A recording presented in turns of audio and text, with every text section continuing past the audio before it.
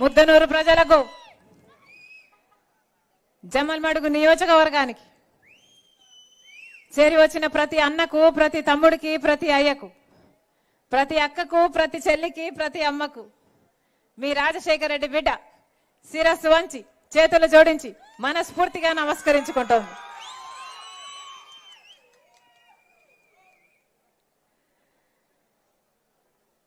Jammalamadugu Campbell హాస్పిటల్లో నేను పుట్టాను, మీ ఆడబిడ్డను. ఏ జమ్మలమడుగులో అయితే రాజశేఖర రెడ్డి గారు పుట్టారో, ఏ క్యాంపెల్లో అయితే రాజశేఖర రెడ్డి గారు పుట్టారో అదే క్యాంపెల్లో ఆయన బిడ్డ కూడా పుట్టింది.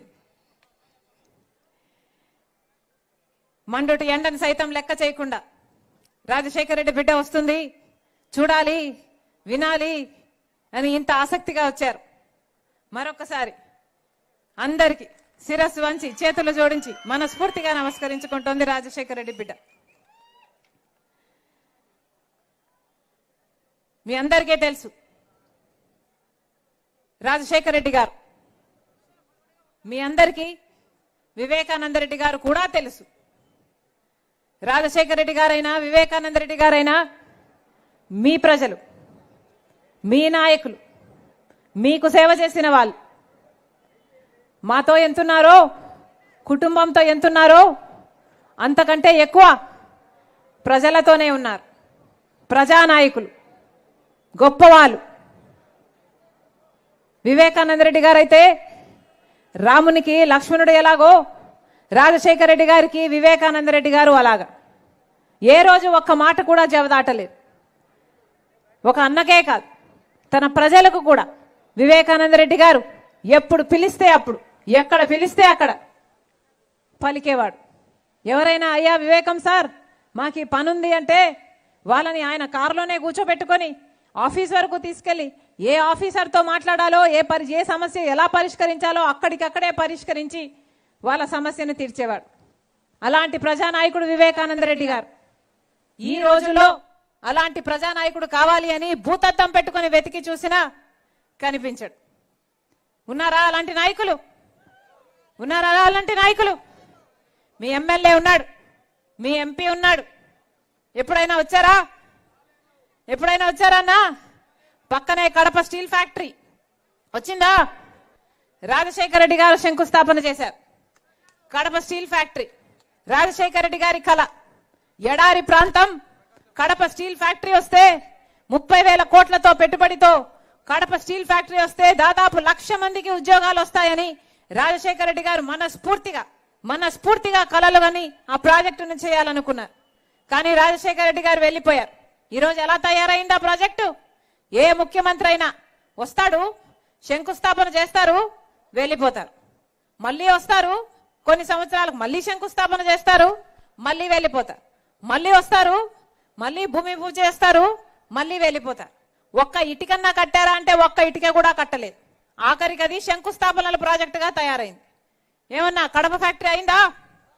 రాజశేఖర రెడ్డి గారు ఉండుంటే ఎప్పుడో అయిపోయింది. మరి ఎందుకున్నట్టు? ఎమ్మెల్యే అయినా మీ ఎంపీ అయినా ఎందుకు ఓట్లేసినట్టు? మీకు పనికి రాకపోతే, మీకు పని చేయకపోతే వీళ్ళు ఎందుకు అధికారంలో ఉండాలి? ఈరోజు మీరు ఓట్లేస్తే గెలిచాడు అవినాష్ రెడ్డి, మీరు ఓట్లేస్తే ఎంపీ అయ్యాడు అవినాష్ రెడ్డి గారు. ఈరోజు అదే అవినాష్ రెడ్డి గారు వివేకానంద రెడ్డి గారిని హత్య చేయించే విషయంలో అవినాష్ రెడ్డి పాత్ర ఉంది అని సిబిఐ స్వయాన సాక్ష్యాలు, ఆధారాలు, వాంగ్మూలాలు అన్ని చూపుతూ ఆయనను అక్యూజ్డ్ గా, దోషిగా చేర్చడం జరిగింది. మరేమైంది? అక్యూజ్డ్ గా, దోషిగా ఒక పెద్ద మనిషి, రాజశేఖర రెడ్డి గారి తమ్ముడు, ముఖ్యమంత్రి గారి తమ్ముడినే చంపించారు అని కేసులో ఉన్నా కూడా ఈ రోజు వరకైనా అవినాష్ రెడ్డి ఒక్క రోజైనా జైలుకు వెళ్ళాడా? లేదు. ఎందుకంటే సాక్షాత్ ముఖ్యమంత్రి జగన్మోహన్ రెడ్డి గారు, మీరందరూ ఓట్లేసి గెలిపిస్తే ముఖ్యమంత్రి అయ్యాడు. ఈరోజు జగన్మోహన్ రెడ్డి గారు సాక్షాత్తు ముఖ్యమంత్రి అయ్యుండి తన అధికారాన్ని అడ్డేసి అవినాష్ రెడ్డిని కాపాడుతున్నాడు. కాబట్టే ఈరోజు సిబిఐ ఒక్క ఎంట్రుక కూడా పీకలేకపోయింది అవినాష్ రెడ్డికి. న్యాయమేనా ఇది? ధర్మమేనా ఇది? అధికారం ఇచ్చింది ఎందుకు? జగన్మోహన్ రెడ్డి గారిని నమ్మి ఓట్లేసింది ఎందుకు? ప్రత్యేక హోదా తీసుకొస్తాడు అని, పరిశ్రమలు వస్తాయి అని, పోలవరం లాంటి ప్రాజెక్టులను పూర్తి చేస్తారు అని, మన ఆంధ్ర రాష్ట్రానికి ఓ రాజధాని కడతారు అని, కడప స్టీల్ ఫ్యాక్టరీ ఇస్తారు అని, మన రాయలసీమకు స్పెషల్ ఎకనామిక్ ప్యాకేజీ తెస్తారు అని, ఇలా ఒకటి కాదు రెండు కాదు ఎన్నో ఆశలు పెట్టుకొని జగన్మోహన్ రెడ్డి గారు ముఖ్యమంత్రిని చేసుకుంటే అవినాష్ రెడ్డికి మీరు ఓట్లేసి ఎంపీని చేస్తే ఏం చేస్తున్నారు? జగన్మోహన్ రెడ్డి గారు మీరిచ్చిన అధికారం చేత ఒక హంతకుణ్ణి కాపాడుతున్నారు. మీరిచ్చిన అధికారాన్ని అడ్డేసి ఈరోజు వివేకానంద రెడ్డి అంత గొప్ప మనిషిని హత్య చేయించారు అని తెలిసి కూడా సిబిఐ అన్ని ఆధారాలు చూపుతున్నా కూడా ఈరోజు వివేకానంద రెడ్డి గారి హత్య, సొంత చిన్నాన్నను హత్య చేసిన మనిషిని వెనుకోసుకొస్తున్నారు, పక్కనే నిలబెట్టుకుని హంతకునితో తిరుగుతున్నారు. 5 సంవత్సరాలుగా ఒక హంతకుని వెనకేసుకొచ్చారు జగన్మోహన్ రెడ్డి గారు. 5 సంవత్సరాలుగా ఆయనను కాపాడడం ఒక ఎత్తైతే, 5 సంవత్సరాలుగా వివేకానంద రెడ్డి గారి ఆత్మకు శాంతి కలగపోవడమే ఒక ఎత్తైతే, 5 సంవత్సరాలుగా ఒక హంతకుడు తప్పించుకోవడం ఒక ఎత్తైతే, ఈరోజు మళ్ళీ అదే హత్య చేశారు చేయించారు అని చెప్తున్న అవినాష్ రెడ్డికే మళ్ళీ ఎంపీ టికెట్ ఇచ్చాడు జగన్మోహన్ రెడ్డి గారు. ఇది ఇంకొక ఎత్తు. ఇది అన్యాయం అని చెప్పడానికే ఈరోజు రాజశేఖర రెడ్డి బిడ్డ ఎంపీగా పోటీ చేస్తుంది. ఇది అన్యాయం కాకపోతే మరి ఏమిటి? అంటే మళ్ళీ వాళ్ళకే సీట్ ఇస్తే మళ్ళీ వాళ్ళే గెలవాలట, అవినాష్ రెడ్డి గెలవాలట, మళ్ళీ అధికారంలో ఆయన ఉండాలట, ఆ అధికారాన్ని మళ్ళీ ఆయనను కాపాడుకోవడం కోసం వాడుకోవాలట, ఆ అధికారంతో మళ్ళీ చట్టసభల్లో వెళ్ళి కూర్చోవాలట.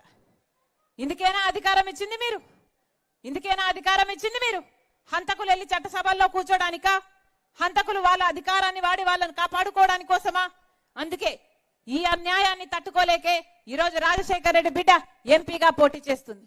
ఇన్ని సాక్ష్యాలు ఆధారాలు ఉన్నా కూడా ఈరోజు హంతకులు తప్పించుకుని తిరగడమే కాకుండా అధికారంలో ముఖ్యమంత్రిగా ఉన్న జగన్మోహన్ రెడ్డి గారు స్వయాన హత్యా రాజకీయాలను ప్రోత్సహిస్తున్నారు. కాబట్టే ఇది తగదు, కాబట్టే ధైర్యం చేసి ఈరోజు రాజశేఖర రెడ్డి బిడ్డ ఎంపీగా పోటీ చేయడం జరుగుతుంది. మళ్ళీ చెప్తున్నాం ఈరోజు ఒకవైపు రాజశేఖర రెడ్డి బిడ్డ ఉంది, ఇంకోవైపు వివేకానంద రెడ్డి గారి హత్య కేసులో నిందితుడు అని సిబిఐ చెప్తున్న నిందితుడు ఇంకొక వైపు ఉన్నాడు. ఈరోజు న్యాయం ఒకవైపు ఉంది, అధికారం ఇంకో వైపు ఉంది, ధర్మం ఒకవైపు ఉంది, డబ్బు ఇంకో వైపు ఉంది. మీరు ఏ పక్షమో, మీరు ఎవరిని గెలిపిస్తారో, మీరు నిజాన్ని గెలిపిస్తారో లేదో నిర్ణేతలు మీరే.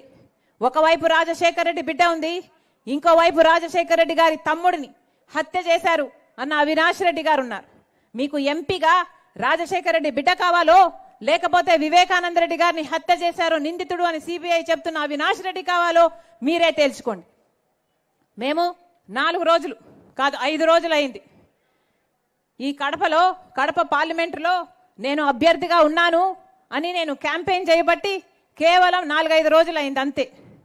ఈ 4-5 రోజులు మేము క్యాంపెయిన్ చేశామో లేదో ఈరోజు వైసీపీ అవినాష్ రెడ్డి ఎంపీగా అభ్యర్థిగా ఉండబోడు అని క్యాండిడేట్ను మారుస్తున్నాము అన్నట్టుగా వార్తలు వస్తున్నాయి. కేవలం 4-5 రోజులు అయింది మేము క్యాంపెయిన్ చేయబట్టి.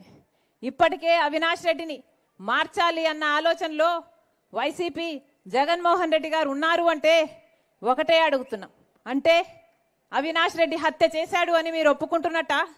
సిబిఐ చెప్తున్నది నిజము అని మీరు ఒప్పుకుంటున్నట్ట?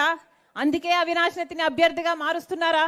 ప్రజలు నమ్ముతున్నారు, ప్రజలు ఓట్లేయరు, ఆయన ఓడిపోతాడు అని మీకు నమ్మకం కుదిరింది కాబట్టే ఈరోజు అవినాష్ రెడ్డిని మారుస్తున్నారా అని జగన్మోహన్ రెడ్డి గారిని సమాధానం అడుగుతున్నాం. క్యాండిడేట్ ఎవరైనా, క్యాండిడేట్ అవినాష్ రెడ్డి అయినా, వైసీపీ క్యాండిడేట్ ఇంకా ఎవరైనా కూడా జగన్మోహన్ రెడ్డి గారు సమాధానం చెప్పాలి. ఎందుకని హత్య రాజకీయాలను ప్రోత్సహిస్తున్నారు? జగన్మోహన్ రెడ్డి గారు సమాధానం చెప్పాలి. వివేకానంద రెడ్డి గారు ఏడు గొడ్డలి పోట్లకు బలైపోతే ఎందుకని సాక్షి టీవీలో హార్ట్ అటాక్ గా చిత్రీకరించారో జగన్మోహన్ రెడ్డి గారు సమాధానం చెప్పాలి. జగన్మోహన్ రెడ్డి గారు సమాధానం చెప్పాలి.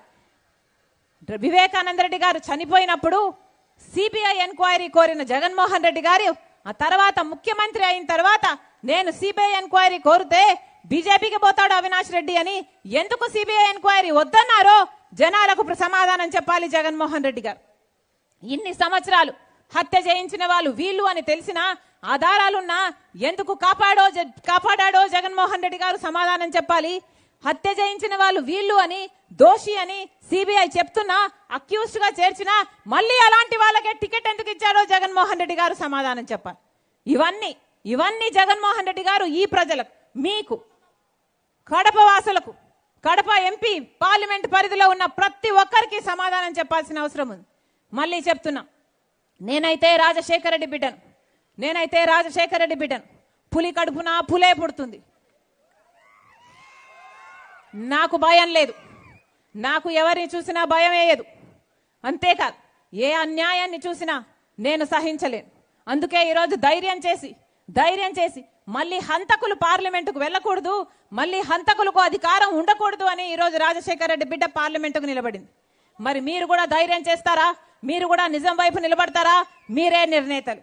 మళ్ళీ చెప్తున్నాం, ఒకవైపు రాజశేఖర రెడ్డి బిడ్డ ఉంది, ఇంకోవైపు రాజశేఖర రెడ్డి గారిని తమ్ముణ్ణి హత్య చేయించారు అని సిబిఐ చెప్తున్న అవినాష్ రెడ్డి ఉన్నాడు. ఎవరికి ఓట్లేస్తారో మీరే నిర్ణేతలు. రాజశేఖర రెడ్డి బిడ్డను గెలిపిస్తారో ఓడిస్తారో మీరే నిర్ణేతలు. నేనైతే రాజశేఖర రెడ్డి బిడ్డను. ఎలాగైతే రాజశేఖర రెడ్డి గారు, వివేకానంద రెడ్డి గారు మీకు సేవ చేశారో, రాజశేఖర రెడ్డి బిడ్డ కూడా మీకు సేవ చేయాలని ఆశపడుతుంది, ఆశీర్వదించమని కోరుతుంది.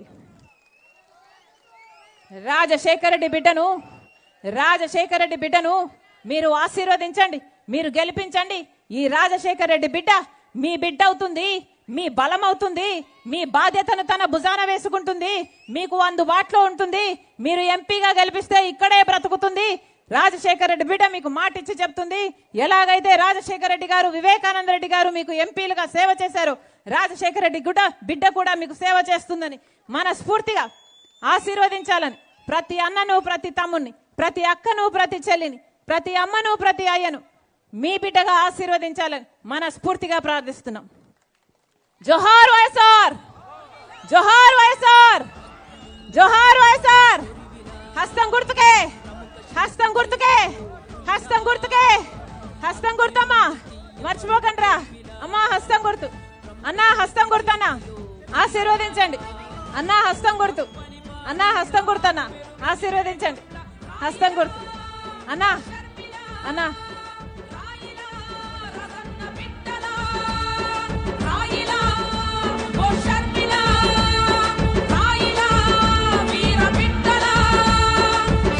దెబ్బలెన్నైనా ధైర్యమే కదా రాజన్న.